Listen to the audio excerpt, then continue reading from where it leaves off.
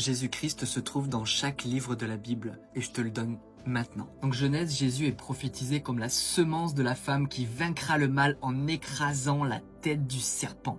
Dans Exode, Jésus est l'ultime agneau de la Pâque. Lévitique, Jésus est notre grand prêtre, il fait l'ultime expiation pour nos péchés. Dans Nombre, Jésus est représenté comme la colonne de nuée le jour et de feu la nuit. Dans Deutéronome, Jésus est représenté comme le prophète qu'annonce Moïse. Dans Josué, Jésus est le capitaine, le seigneur de l'armée céleste. Dans Juge, Jésus est le juste juge parfait qui nous délivre de tous nos ennemis. Dans Ruth, Jésus est notre parent rédempteur. Dans Samuel, Jésus est le roi promis.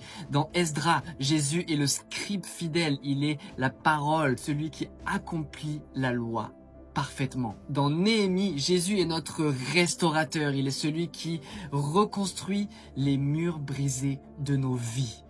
Dans Esther, Jésus est le protecteur de son peuple.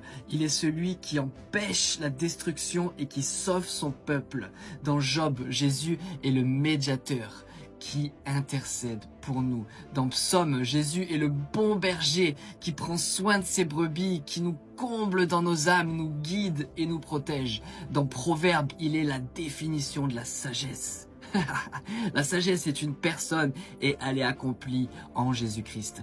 Dans l'Ecclésiaste, Jésus est celui qui nous donne une direction, une nouvelle vie. En dehors de lui, tout est vanité. Cantique des cantiques, Jésus est l'époux, le bien-aimé. Il est le plus beau, l'incomparable. Dans Ésaïe, Jésus est le serviteur souffrant qui meurt pour nos péchés. Jésus souffre et sa crucifixion est détaillée par Ésaïe. Dans Jérémie, il est la branche de rameau qui est juste, le roi de la lignée de David qui apporte la justice et la droiture sur la terre. Dans Lamentation, Jésus est celui qui pleure, qui s'afflige pour Jérusalem, tout comme Jérémie qui l'a fait pour la ville déchue.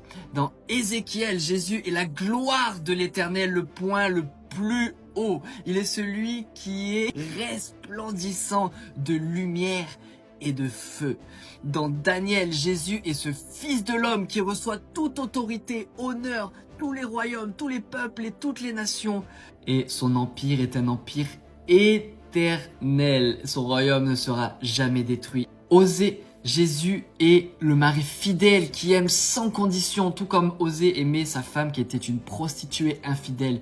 Jésus nous aime même dans nos infidélités. Dans Joël, il est celui qui répand son esprit.